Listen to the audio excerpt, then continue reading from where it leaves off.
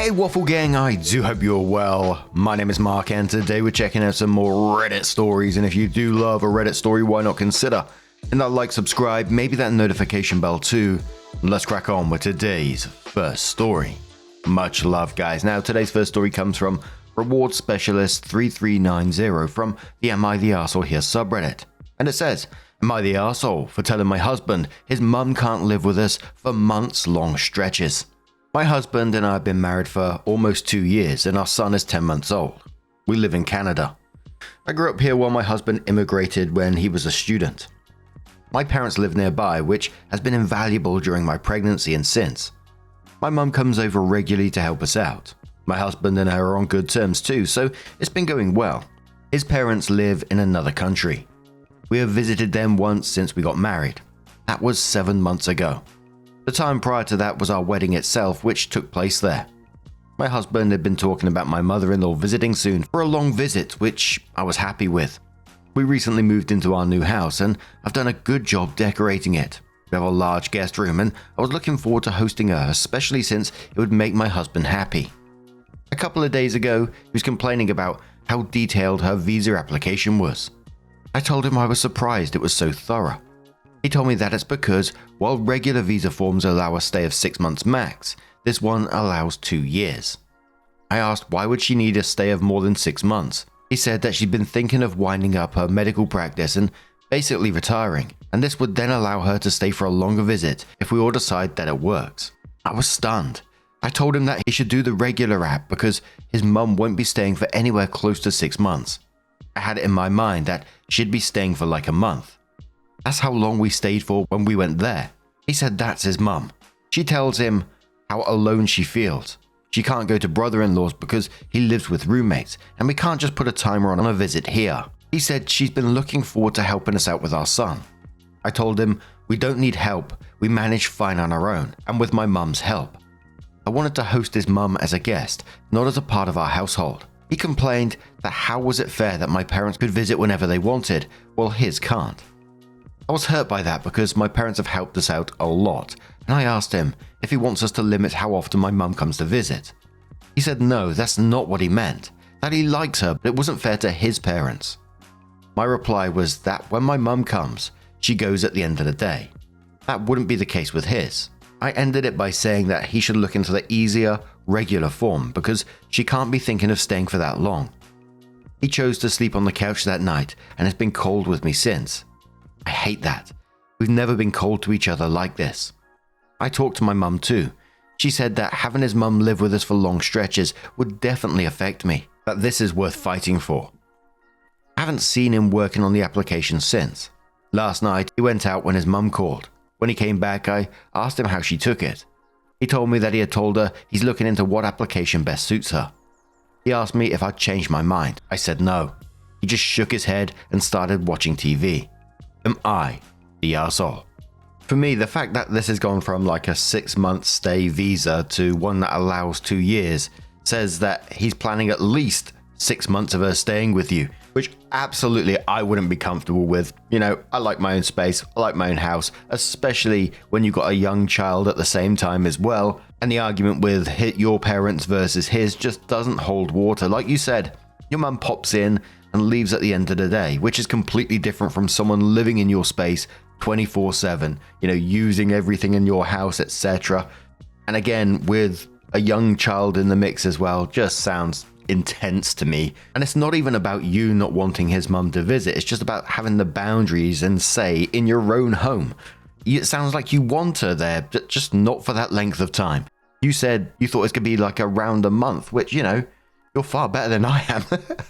I would be like a week max. But Jenny says not the arsehole. If she's winding up her practice, she can move to Canada in her own place and visit like your mum. No need for her to live with you. Haunting says this. I don't understand why if she's winding down her medical practice and wanting to be gone for up to 2 years, she wouldn't rent her own house nearby. She's a welcome visitor for a certain amount of time, but if she's wanting to stay for an extended period of time, she needs her own accommodations. That's a difference between a visit and moving in. So, sometime later, OP did come in with the update and said, "Thank you for the feedback in the original post. Yesterday, when he came back from work, I tried to start the conversation again. He'd been giving me the cold shoulder since this all started. I told him I'm his wife of 2 years and the mother of his child.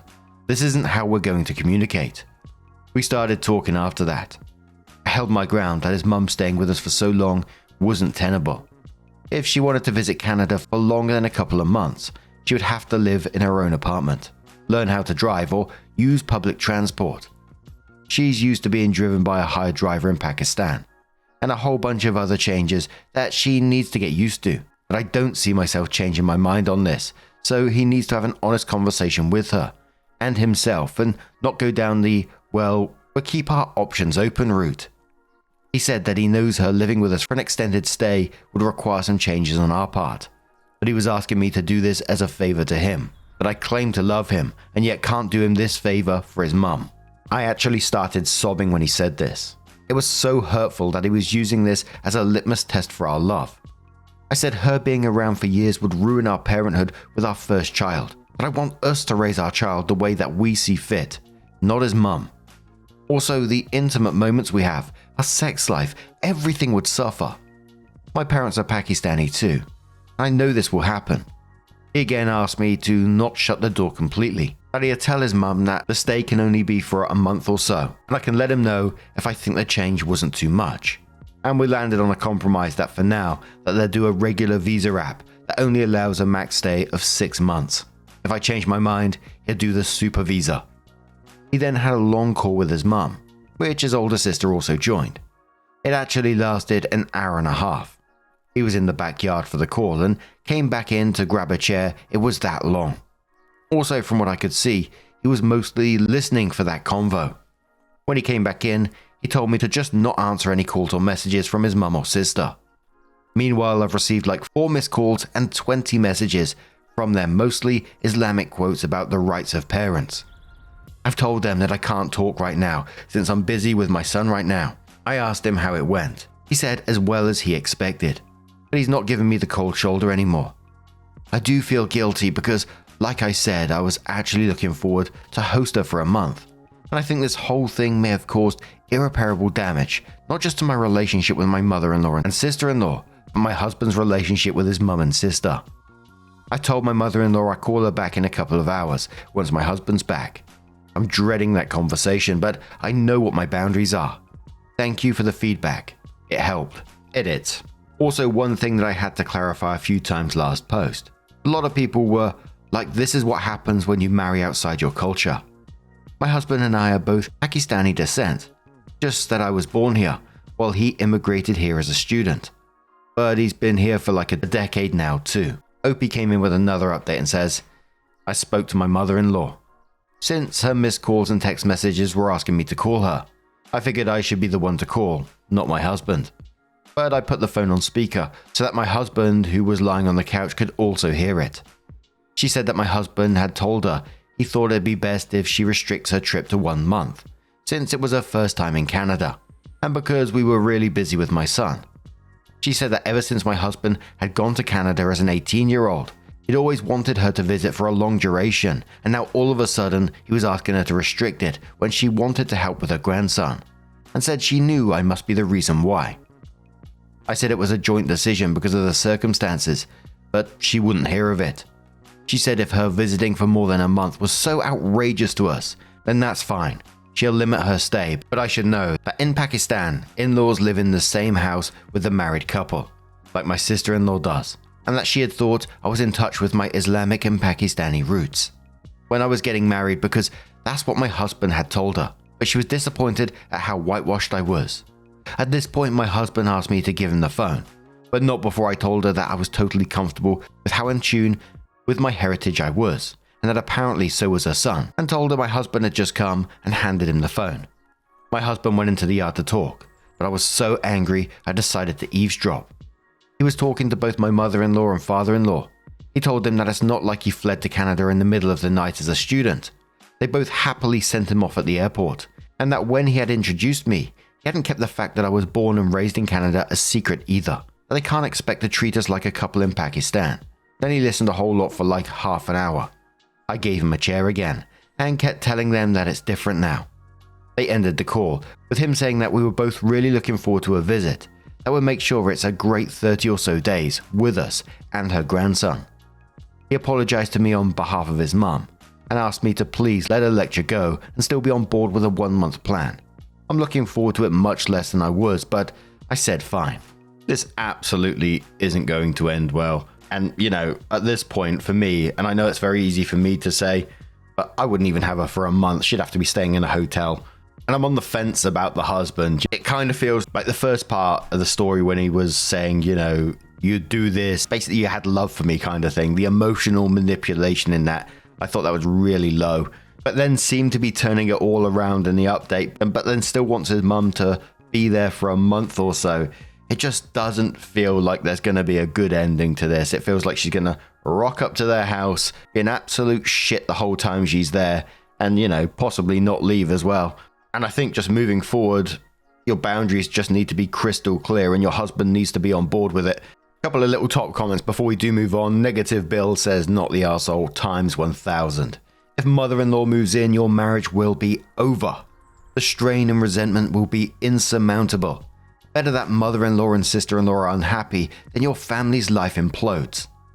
G White Sox says the resentment is permanent too. And Toots NYC says, I actually love my mother-in-law and father-in-law, but I'm still salty about them pushing in on one of my vacations when my now husband and I were dating. We got past it, but it took something to do so. And that was a 1-week imposition. But now, I'm going to turn this one to you guys. What do you guys make of this situation? How would you deal with it if it was you? Let us know your thoughts down in the comments below. And let's move on to another story. Now, our next story comes from a throwaway account and says, my wife, 28 female, of 3 years called me, 35 male, boring for my lack of ambition and being content in life. I love my job. It's close to home and has flexible hours. The pay ain't bad either, considering I have no degree. My wife and I, with our income, can afford a good living. We have 2 kids, a son and daughter. My son is 4. We had a kid early on before marriage. Was a happy accident, and my daughter too. We were talking Friday, and I mentioned my boss was leaving. My wife asked if I was going to take his spot. I laughed and said, hell fucking no, who wants it? This led to a fight. My wife accused me of lacking ambition and said I'm boring for just accepting things in life. She said it's insane. She has to be the breadwinner. She has to claw her way up the corporate ladder. She's ambitious. She constantly takes overtime and tries to get promoted, but I've been working the same role, same job for 7 years and just accepted. She thinks I've become boring. My carefree attitude makes her bored. Ambition is sexy. It's what men should be. She said if I grew a backbone, I could be making 6 figures by now. We could be living in New York or have a bigger house. I don't understand her logic. Genuinely, I don't. I'm happy with my life. I'm content. Why do I have to be a corporate shark, constantly seeking my way up the ladder? I just want to do my 9 to 6 and go home. And see my family. I like having my weekends. I like being happy. We have money. For once, we aren't struggling in life. How can I tell my wife I'm just happy? Why is someone being happy seen as wrong? JFC says, I'm with you 100%. I think about this comic a lot whenever I start doubting myself. And by the way, it's a good little comic, by the way. It's by Bill Watterson from zenpencils.com. If you Google Bill Watterson, a cartoonist advice, it should pop up. The commenter continues, the only part that gives me pause is your wife saying, why do I have to be the main breadwinner? Would your comfortable life be possible if she also took your approach? That is, to what extent is her kind of ambition? Because I think you're equally as ambitious, just towards a different goal. What allows you to pursue the life you want? Does she want to work less? These are important questions about how you work together as a team while also pursuing your own individual ambitions. Opie quoted that comment and says, yes, she does make much more than me, 10k. I make 48k, she makes around 60k. She's a salaried manager at a big box retailer, but she chooses to do this. She liked running a business and she loved working retail. She wants to go into corporate, but we lived in a low cost of living area. Our house was 210k for 3 bedrooms. That was a fucking steal. My mortgage is cheaper than my rent for a 2-bedroom tiny apartment. And by cheaper, I mean $300 cheaper. I pay $1,350 for my mortgage. My rent was $1,600. Outrageous, right? But it was all I could find. I can't afford to move to the big city and live a life of luxury. It's just never happening. She thinks if we both climbed the ladder in a few years, we'd be making six figures and living in a mansion. That won't happen, and it's not my dream. I just want to live my life with a job that isn't stressful and that I enjoy, and be not overburdened with stress. Is that wrong of me? She's very much of the men should be the breadwinners and not women. She should take a relaxed approach and stay home with the kids. Love Kitten says, your house payments sound good for your combined income amount. Would there be any other monetary stressors for why your wife might feel this way? For instance, does she feel you don't have enough saved for retirement, emergency funds, kids' college, or other expenses? Just wondering if there's another reason why she's wanting you to move up the ladder. If all your family needs are taken care of and you're financially secure, then being happy and content should be enough. But if you're living paycheck to paycheck, not saying that's the case, then that could be a large reason for why she's feeling the way she is. So, sometime later, Opie came in with the update and said, well, it's divorce. We're just two different people going different directions.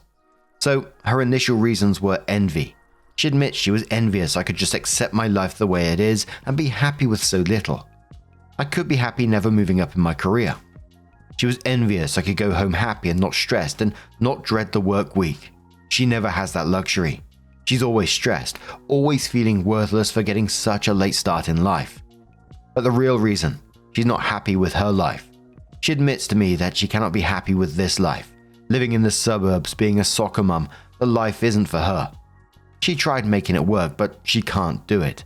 She wants to constantly claw her way up the ladder, constantly trying to improve. She wants a big house, be rich, be somebody, and not just live. She wants someone who is equally as ambitious and not me, someone who is content. She wants to be with someone who is willing to take major risks, spur-of-the-moment plans. To her, it's like a constant pressure. She doesn't want to stay in one place, do the same thing forever. I'm the exact opposite. I don't want to constantly be moving, constantly be doing more. I want to be happy and live a quiet, humble life. She cannot understand how I could want to, and I could not fathom why she wouldn't either. So we're left at an impasse. We both have decided we can't go on. It isn't fair to either of us, nor our kids. Not a happy update, I guess. A commenter quoted a section of that saying she admits she was envious, I could just accept my life the way it is and be happy with so little. And then it says, honestly, your wife just seems to put a lot of importance on money and prestige to fill whatever emptiness she has. You can be a content person who spends time with your family and still be a somebody. Sorry you're divorcing, but I think it'd be better for everyone in the long run. Opie says, that's society as a whole. Go look at the last thread. So many people calling me a loser, a failure for not sharing the same ideals. I've had so many people DM me saying how much of a loser I am for not wanting to be rich. I had everything I wanted. Nice job, nice house, a family, no worries about money. But it's never enough. Never will be enough. The idea you aren't chasing after the dollar is seen as backwards. Electronic says, I'm very sorry, OP. Well, at least you guys aren't wasting time. You've processed through this and figured out your goals are different. Eventually, you'll find a person whose ideals align with yours, and your spouse will find the same. It's not ideal, but it's better that kids grow up in two houses where everyone is happy. Tension in unhappy relationships are very apparent to the kids. They pick up the emotions. I hope you heal well and find what you want, and what wants you too, real soon. Good luck, internet stranger. And someone put an analogy below this one that I really did like. It was from Applesauce Police, who says, reminds me of a story of the businessman trying to convince the fisherman to start a fishing business, grow a fleet of fishing ships, make $1 million, and retire. Fisherman asks what he'd do when he retires. Businessman says he'd get to spend his days leisurely fishing. Fisherman says that's what he's doing now. And one more comment that says, having been both sides of the coin, I get it. I drove hard to be successful for a while. It wasn't until I had a breakdown that I could see the issues with it. I drove for two reasons. One, give my family opportunities, both my kids and my spouse. Being the sole income for most of a decade, every cent counted. Two, justify myself thanks to a whole lot of BS from my past. I told myself giving my family opportunities was primary. Probably more like 50-50, so I didn't see they were fine and I could stop. By the time I crashed, I'd already gotten myself to a good spot, so I was able to put my energies into things other than driving myself nuts, just to move up half a rung. Don't get me wrong, would love to be more successful, but I don't need to kill myself to do that anymore.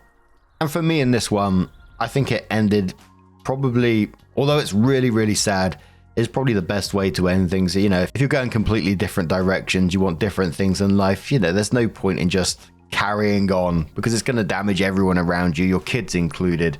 You both deserve to be happy in your own ways. But what do you guys make of this situation? Let us know your thoughts down in the comments below. Now, just a huge thank you from the bottom of my heart for being involved today, getting involved in the stories, your love, your support, your time. It always means the absolute world to me. So thank you so much for being involved, and hopefully I'll see you in the next one. Take care and much love. Man, I remember being so naive when life was good, weather and palm trees. Back in the day, you were everything I need. But then along came a time when you crushed my dreams. Oh yeah, you played me like a fool when you made me believe that the line between love wasn't thick enough to read. Oh yeah, you see we in despair, crime everywhere. You're selling false hope cause you just don't care. Nah, you just don't care. Nah, you just don't care. You just don't.